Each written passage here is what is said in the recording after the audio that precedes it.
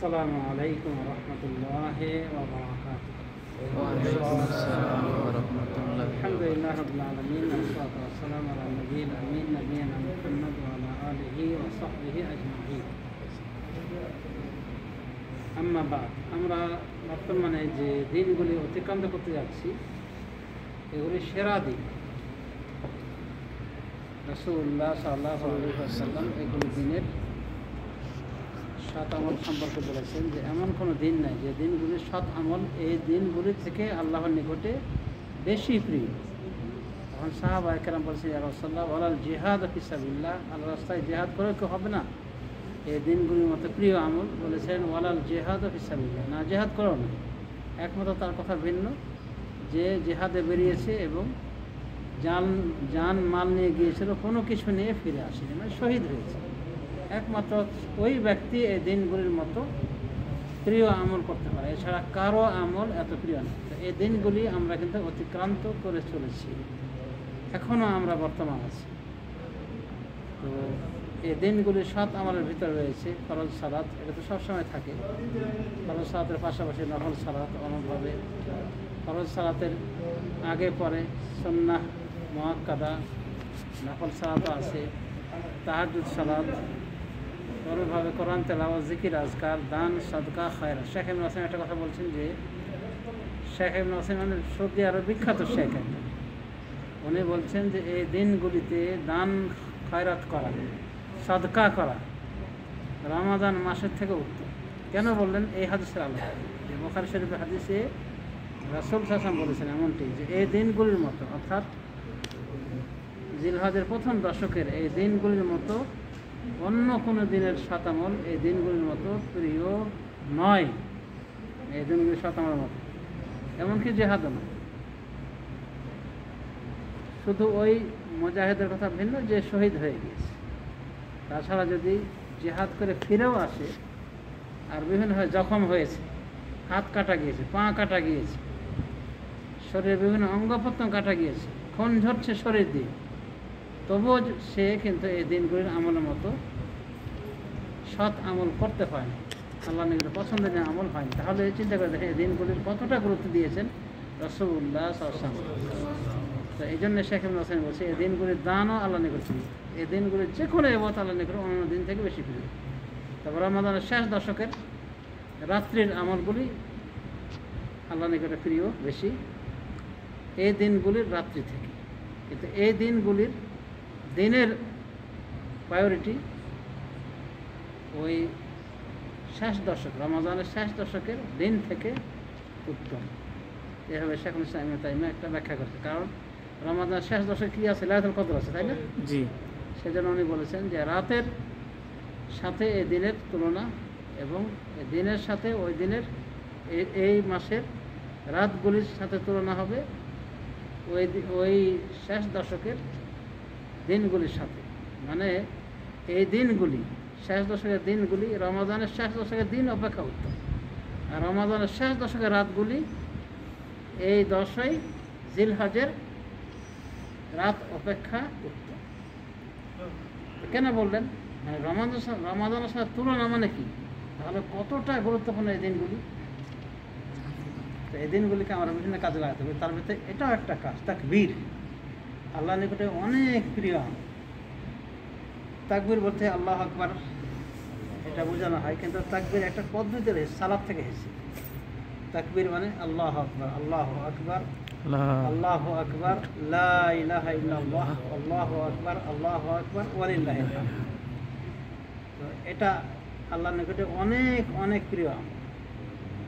তো এই দিনগুলিতে তাকবীর বলা অনেকে ওয়াজিব বলেছে, বলতেই হবে, বলা উচিত। তো এই তাকবীরগুলি দুই ভাগে বিভক্ত। উলামায়ে দ্বীন বলছেন, অধিকাংশ উলামায়ে দ্বীন বলছেন যে তাকবীরগুলি দুই ভাগে বিভক্ত। এটা হল মুতলাক তাকবীর, শর্তহীন তাকবীর, মানে যে কোনো সময় আপনি পড়তে পারেন। সেটা শুরু হয়ে গেছে অলরেডি জিলহজের প্রথম তারিখ থেকে, মানে চাঁদ ওঠার সাথে সাথে, এবং এটা কন্টিনিউ হতে থাকবে কি পর্যন্ত? জিলহজ মাসের 13 তারিখ পর্যন্ত। অর্থাৎ হাজিরা যতদিন মিনার মাঠে অবস্থান করে, 13 তারিখের পরে কিন্তু হাজিরা আর থাকে না, হজের কোনো অনুষ্ঠানও বাকি থাকে না। তো এই দিন পর্যন্ত 13 তারিখের সন্ধ্যা পর্যন্ত এই তাকবীরে মুতলাক, মানে যে কোনো সময় এই তাকবীর পড়াকে মাসনুন। আর তাকবীর হলো আল্লাহু আকবার আল্লাহু আকবার, হাই দুইবার বলবেন, আল্লাহু আকবার লা ইলাহা ইল্লাল্লাহ আল্লাহু আকবার ওয়া লা ইলাহা ইল্লাল্লাহ, অথবা তিনবার পড়বেন। প্রথমে তাকবীর আল্লাহু আকবার লা ইলাহা ইল্লাল্লাহ আল্লাহু আকবার ওয়া লিল্লাহি আলহামদ। তাহলে একটা তাকবীর শুরু হয়ে গেছে, এক শ্রেণীর তাকবীর, এটাকে তাকবীর মুতলাক বলা হয়। পহেলা জিলহজ থেকে শুরু হয়েছে, 13 জিলহজ পর্যন্ত চলতে থাকবে। কখন পর্যন্ত?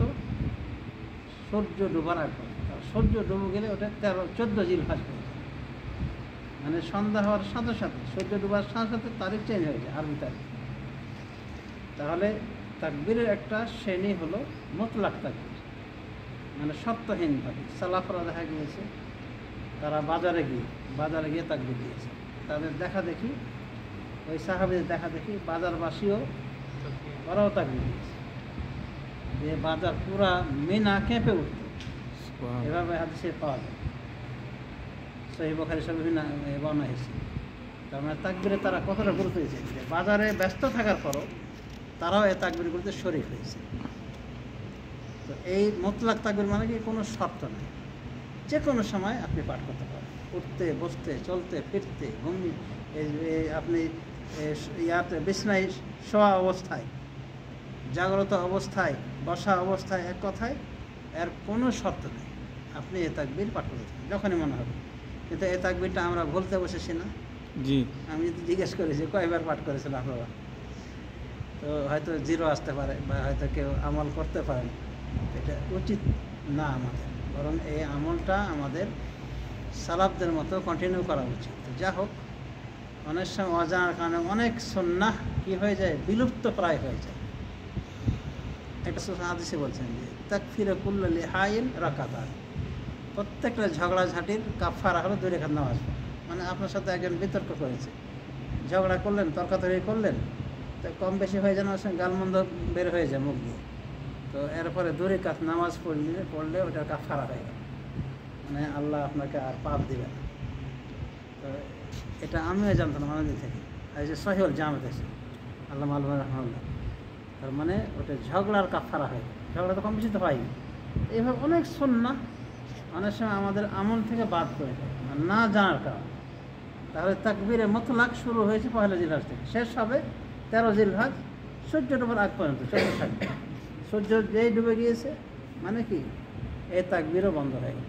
আর হলো মুকাইয়াদ তাকবীর, মানে শর্তযুক্ত খাস সময়ের সাথে, সেটা কি ফরজ সালাতের সাথে, ফরজ সালাতের সাথে এই তাকবীরগুলি পড়ার নিয়ম, মানে প্রত্যেকটা ফরজ নামাজের সাথে। আপনারা দেখেছেন হয়তো কুয়েতে বেশি, তাই না? এটা শুরু হয় কখন? আরাফা দিবস, মানে ফজরের পর থেকে নিয়ে, ফজরের পর থেকে নিয়ে সূর্য ফজরের পর থেকে নিয়ে শুরু হবে 9 তারিখ, 9 তারিখ অর্থাৎ আরাফা দিবসে এটা বলা যেতে পারে। 9 তারিখ ফজরের সালাতের পর থেকে নিয়ে শুরু হবে এই তাকবীরটা, প্রত্যেক ফজর সালাতের সাথে সংশ্লিষ্ট। মানে ফরজ সালাতের আপনি জিকির একটু শর্ট করলেন, মানে সালাম দিলেন, এরপর আস্তাগফিরুল্লাহ আল্লাহুম্মা আনতা আসসালামু আলাইকা আসসালাম তাবারাকতা ইয়া যাল জালালি ওয়াল ইকরাম, এভাবে 2-1টা জিকির পড়ার পরেই আপনি এই তাকবীর শুরু করবেন। কেউ কেউ বলেছেন যে সালামের সাথে সাথে এই তাকবীর, শেখ ইবনে উসাইমিন বলছেন যে না, এই সালাতের পরে যে জিকির রয়েছে এই জিকিরগুলি মোটামুটি করার পরে এই তাকবীরটা দিবে। তো যা হোক, যে দেখেন যে লোকজন চলে যাচ্ছে, হয়তো থাকবে না, ওরা জানবেও না, এটা স্মরণ করানোর জন্য আপনি জিকির শর্ট করে ওই তাকবীরটা দিবেন। তাকবীরটা কি বুঝতে পেরেছি? একাধিকবার বলেছি আমরা, এবং নিয়াত করে আমরা বলতে পারি। তাকবীর কি? আল্লাহু আকবার আল্লাহু আকবার আল্লাহু আকবার লা ইলাহা ইল্লাল্লাহ আল্লাহু আকবার ওয়া লা ইলাহা ইল্লাল্লাহ। তো এটা হলো তাকবীরে মুকাইয়াদ, মানে নির্দিষ্ট তাকবীর, সময়ের সাথে একটা যেন খাস করা হয়েছে। এটা কোন সময়ের সাথে? ফজর সালাতের সাথে। তাহলে এটা শুরু হবে কখন থেকে? আরাফা দিবসের ফজরের পর থেকে শুরু হবে, এটা শেষ হবে 13 তারিখ বাদ বন্ধ হয়ে যাবে, মানে আসরের পরে তাকবীর হবে, যে আর এ তাকবীর ফিরে আসবে। তবে তাকবীরে মুতলাকটার এখনও কিন্তু সময় আছে, মানে 13 তারিখ সূর্য ডোবার আগ পর্যন্ত। কারণ এই তাকবীর তো সময় সংশ্লিষ্ট নয়, মানে কোনো শর্তের সাথে, মানে যে কোনো সময় যে কোনো মুহূর্তে। তাহলে আমরা জানতে পারলাম যে তাকবীর দুরকম সালাফ থেকে বর্ণিত হয়েছে। তাকবীর মুতলাক মানে অনির্দিষ্ট তাকবীর, মানে সময়ের সাথে খাস নয়, কোনো মুহূর্তের সাথে খাস নয়, যে কোনো সময় উঠতে বসতে চলতে ফিরতে এ তাকবীর দিতে। আর বলা হয়েছে যে সালাফরা আমল করতে, মানে রাস্তাতে বেরিয়ে তারা কি তাকবীর পাঠ করতেন। আর মিনা প্রকম্পিত হয়ে তাকবীরে আইয়ামত তাশরিকের তাকবীরগুলিতে। তো এই হলো তাকবীরের নিয়ম। তাকবীর আস্তে বলার দরকার নেই, এটা কি জোরে বলারই সিস্টেম এই তাকবীর। আর যারা মহিলা তারা যদি নন মাহরাম থাকে তাহলে অবশ্যই তারা তাকবীর জোরে পাঠ করবে না, কিন্তু যদি মাহরাম থাকে মানে যাদের সাথে আজীবন বিয়ে নিষিদ্ধ তাদেরকে মাহরাম বলে বা স্বামী, তো তারাও ওই সময় তাকবীর জোরে পাঠ করতে পারে। মাহরামের সামনে বা স্বামীর সামনে তারাও তাকবীর জোরে পাঠ করে, কিন্তু যেখানে নন মাহরাম মাহরাম নিশ্চিত রয়েছে, মানে তাদের শোনার সম্ভাবনা রয়েছে, আশঙ্কা রয়েছে, সেখানে তারা জোরে তাকবীর পাঠ করবে, কিন্তু তারাও তাকবীরটা পাঠ করার চেষ্টা করবে। সবার সাথে একটি আমল বলা যেতে পারে, এটা মানে প্রায় পরিত্যক্তের পর্যায়ে চলে গেছে। অনেকে আমরা জানি না, জানলে হয়তো অনেকে আমল করি না। আমল করতে কেমন যেন একটা ইতস্তত ভাব, মানে লজ্জা লজ্জা ভাব, মানে কেউ বলে না তো আমিও বলবো না, এরকম একটা সিস্টেম হয়ে গেছে। তো এটা এই সুন্নাহটাকে আমাদের জারি করা উচিত। আপনি বাড়ি গিয়ে পরিবার থাকলে পরিবার সহ তাদেরকে স্মরণ করে এ তাকবীর দিবেন। তাকবীরের মুতলাক কিন্তু চলতেছে, কন্টিনিউ হয়ে গেছে। কখন থেকে? পহেলা জিলহজ থেকে চলতে থাকবে। কখন পর্যন্ত? জিলহজের 13 তারিখ সূর্য ডোবার আগ পর্যন্ত। মক্কায় তাকবীর ইনশাআল্লাহ শুরু হবে আরাফা দিবস থেকে। হ্যাঁ, আরাফা দিবসের সিয়াম এটা একটা গুরুত্বপূর্ণ। এই সিয়াম পালনে রাসূলুল্লাহ সাল্লাল্লাহু আলাইহি ওয়াসাল্লাম বলেছেন, সিয়ামু ইয়াউমি আরাফা আহতাসিবু আলাল্লাহ আন ইউকাফিরা আস-সানাতাল্লাতী ক্বাবলাহু ওয়াস-সানাতাল্লাতী বা'দাহু। আরাফা দিবসের সিয়াম বিষয়ে আমি আল্লাহর কাছে আশাবাদী যে এর বিনিময়ে আল্লাহ রাব্বুল আমিন 1 বছর আগের এবং 1 বছর পরের মিলে 2 বছরের গুনাহের কাফফারা করে দেবেন। সুবহানাল্লাহ, সহিহ মুসলিমের হাদিস। তো এটা একটা বিরাট অফার বলা যেতে পারে যে একটা রোজা রেখে 2 বছরের গুনাহ কি মাফ। অবশ্য ওলামা ইকরাম বলছে এগুলো সগীরা গুনাহ, মানে কবিরা গুনাহ। সগীরা গুনাহ কি ছোট মনে করছে? অনেক সগীরা গুনাহ যদি একসাথে জড়ো হয়ে যায় তো রাসূলুল্লাহ বলছেন যে ওগুলোই তার ধ্বংস হওয়ার জন্য যথেষ্ট হতে পারে। কারণ ছোট ছোট পাথর দিয়েই কিন্তু পাহাড় গড়ে এসে পাথর দিয়ে কিন্তু অনভাবে বিন্দু বিন্দু পানির মাধ্যমে কি সাগর হয়ে গিয়েছে। তো সগীরা গুনাহগুলি যদি একত্রিত হয়ে যায় আর আল্লাহ যদি পাকড়াও করেন, ওই সগীরা গুনাহতে আপনি ধ্বংস হয়ে যাবে। কবিরা গুনাহ তো পড়িয়ে আছে। এই জন্য এই গুনাহগুলি মোচন করানোর আমাদের অনেক অনেক প্রয়োজন রয়েছে। তো যদি আরাফার সিয়ামের আমরা রোজা রাখি, একটা রোজা, তাহলে নেকি কি 2 বছরের গুনাহের কাফারা হয়ে যায়।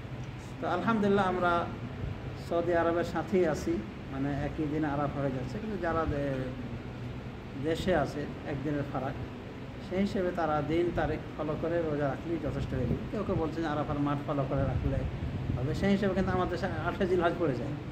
কিন্তু মুশকিল হলো যে 8 জিলহজ, এরপরে 9 জিলহজ, এরপর 10 জিলহজ, মানে এরপর কোরবানির সময় আসতেছে। তো আরব দেশে কিন্তু আরাফা দিবস, আরাফার সিয়াম এবং কোরবানির মাঝে পার্থক্য আছে। কোরবানির দিনের ভিতরে একটা দিন গ্যাপ আছে, কি যেদিন আরাফা তারপরের দিনই কিন্তু কোরবানি, ইয়াউমুন নাহার, কোরবানির দিন। ইয়াউমা আরাফার পরেই কোরবানির দিন, ইয়াউমুন নাহার বলা হয় কোরবানির দিনকে। তো মাঝখানে কোনো গ্যাপ নাই। কিন্তু দেশ থেকে যদি আমরা আরবের এই মাঠ ফলো করে আরাফাটা রাখি, অনেকে রাখার পক্ষে, তাহলে সমস্যাটা এখানে হলো যে একদিন মাঝখানে মানে গ্যাপ পড়ে যায়, যেটা বলা যেতে পারে বেমানান দেখায় যে আরবের আরাফার পরের দিনই কোরবানির দিন। তা আমাদের দেশে আমরা আরাফা রোজা রাখলাম, কিন্তু পরে কিন্তু কোরবানির দিন আসতেছে। তো সেই হিসেবে এদিকে অনেক ওলামা কেরাম গিয়েছেন যে আরাফার সিয়াম যার যার দেশ অনুযায়ী ফলো করে। এবং মিডিয়ার যুগের আগে কিন্তু এই সিস্টেমটাই ছিল, আরাফার সিয়াম যার যার দেশ অনুযায়ী, অর্থাৎ চাঁদের উদয় অস্তের ভিত্তিতে তারা সিয়াম পালন করে, কোরবানি তারা পালন করে থাকে। তার মানে আরাফা দিবসটা কোরবানির আগের দিবস, আরাফা খালাস, আরাফা সিয়াম খালাস, পরে কোরবানি। ঠিক আছে, এইভাবেই চলে আসতে।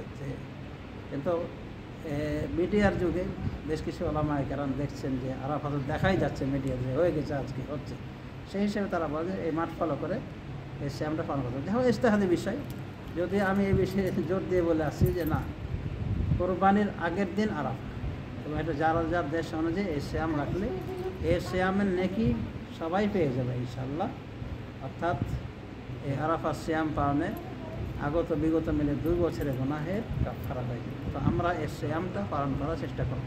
হ্যাঁ, এই শ্যাম পালন তো করতেই পারেন, পহেলা জিলহজ থেকে 9 জিলহজ পর্যন্ত তো করতে পারেন, সালাফরা রেখেছেন। এমনকি রাসূল সাল্লাল্লাহু আলাইহি ওয়াসাল্লাম এইভাবে শ্যাম পালন করেছেন, মরমে সহিহ হাদিস পাওয়া যায়। তাহলে আমরা রাখতে পারি 1 তারিখ থেকে। তো তার ভিতরে 9 তারিখ তো আরাফা দিবস আছেই। আমাদের দেশ থেকে যদি 1 তারিখ থেকে শুরু করি, তাহলে আরাফা যেদিনই হোক সিয়ামের অবস্থাতে কিন্তু আরাফা পার হয়ে যাবে আপনার। জি। তো আরাফার সিয়াম সহ এমনি নফল সিয়াম আমরা রাখতে পারি এই দিনগুলিতে। তো বিশেষ করে আরাফা দিবসের সিয়ামের একটা অফার যেটা আমরা দেখলাম যে এটা বিশেষ অফার, এরকম কোনো সিয়ামের ক্ষেত্রে পাওয়া যায় না। যে 2 বছরের গুনাহের কাফার, 1 বছর অ্যাডভান্স, 1 বছর পিছনের অতীতে 2 বছরের গুনাহের কাফার। কিন্তু অন্য কোনো রোজা আছে একটা রোজা রেখে 2 বছরের গুনাহের কাফারা।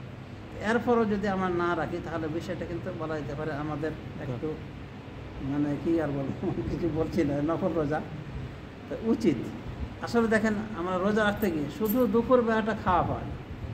সকালে নাস্তাটা তো ফজর একটু আগেই হয়ে গেল, তারপর মাগরিবের পর তখন জন্মের খাওয়া খেতে পারে। খালি দুপুর বেলার জন্যে আমরা দেখি অনেক সময় পেটের এতটাই ধান্দা করি যে নফল রোজার কোনো আলাই নেই, মানে কোনো এই রোজা রাখার প্রতি কোনো উৎসাহ নেই আমাদের। কিন্তু শবে বরাতে রোজা আবার রাখ, যেটা বেদাতি রোজা বলা হচ্ছে মানুষ, মানে মহাকে কালামরা বলছে যে এর দিনে রোজা থাকলে তোমার গুনাহ হয়, কারণ এই রোজার কোনো ভিত্তি নেই, শবে বরাতের কোনো রোজা নাই, আর রাতেরও কোনো এবাদত নাই যেভাবে এবাদত করা হয়, মানে শবে বরাত উপলক্ষ করে। আরবে যদি বলে শবে বরাত আশ্চর্য হবে, এটা কি শবে বরাত কী বললাম, কিছুই তো বুঝলাম না। কারণ সব শব্দটা ফার্সিতে, আর ফার্সিতে বলে রাত, সাব মানে কি রাত, বরাত মানে কি ভাগ্য রজনের রাত, মানে ভাগ্য পরিবর্তন হয়ে যায় এরকম বলা হয়। আসল কথা কি ভাগ্যের পরিবর্তন আপনার কপালে লেখা আছে, ওই রাতে ভাগ্যের পরিবর্তন হয়, এটা কথা সঠিক। তো যাই হোক, যেগুলোর অথেন্টিক সোর্স নাই, প্রমাণ নাই, সেগুলোতে আমরা বেশি কি মানে বেশি বিভোর হয়ে থাকি, সেগুলোতে বেশি সময় দিই। আর যেগুলো একবারে সহিহ হাদিস দ্বারা প্রমাণিত, যেমন আরাফার সিয়ামের বিষয় আমাদের দেশে রাখে, কয়জন রাখে? আলহামদুলিল্লাহ রাখে, সচেতন অনেকেই রাখে। কিন্তু শবে বরাতের রোজার যেভাবে প্রচলন আছে, এতটা কিন্তু এই আরাফার রোজা মার্কেট পাই। কি বলেন, ঠিক বলিনি? এটা দুঃখজনক বিষয়। যা হোক সমাজ শুধু এই 10 তারিখের বিভিন্ন আমলের ভিতরে আরাফার সিয়ামের একটা আমল রয়েছে, আর 10 তারিখে কুরবানিতে আছে, এটা গুরুত্বপূর্ণ ইবাদত। এই কুরবানিতেও আমরা পারতপক্ষ অংশ নিব। যারা যারা সামর্থ্যবান আছি, সামর্থ্যবানের পরে অনেকে ওয়াজিব বলেছে এই কোরবানি করা, তাদের সামর্থ্য আছে। আর অধিকাংশ আলেম বলছে সুন্নাতে মুআক্কাদ। যা হোক, এই কোরবানি এই পালনীয় সুন্নাহ। এমনকি মা আয়েশা গুরুত্ব দিয়ে বলেছে যে তোমার কাছে টাকা যদি উপস্থিত না থাকে, ধার করে নেয়, মানে শোধ করা যদি ক্ষমতা থাকে তাহলে ধার করে হলো কোরবানি দিয়ে দেবে। তবে এটা বছরে একবার আসে, বছরে একবারই তো আসে। সোয়ান বাহেক এভাবে মা আয়েশার এই হাদিস বর্ণিত হয়েছে ফতোয়া। সুতরাং এটা ভুল ফতোয়া যে ঋণ থাকলে কুরবানি হবে না, এটা বেঠিক কথা। ঋণ থাকলেও কুরবানি হবে। আর কোটিপতি যারা, তারা তো সবাই তো ঋণগ্রস্ত, ওরা ওদেরই লোন বেশি দেখেন, এটা কথা না। তবে যদি ঋণের আপনি যদি কুরবানি দেওয়ার কারণে আপনার বিরাট একটা প্রভাব পড়ে, বা ঋণদাতা আপনার উপরে প্রেশার দিচ্ছে যে আমার টাকা দাও, তোমার কুরবানি খালি হয়ে টাকা দাও আমার, তাহলে কি তখন দিতে বাধ্য, সেটা আলাদা অবস্থা।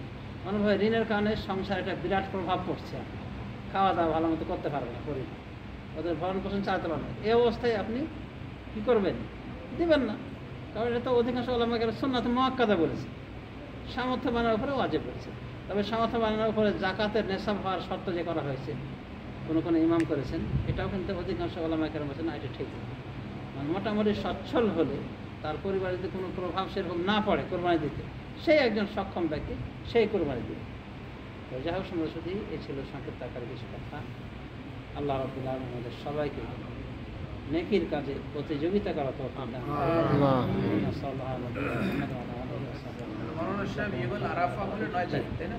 জি জি।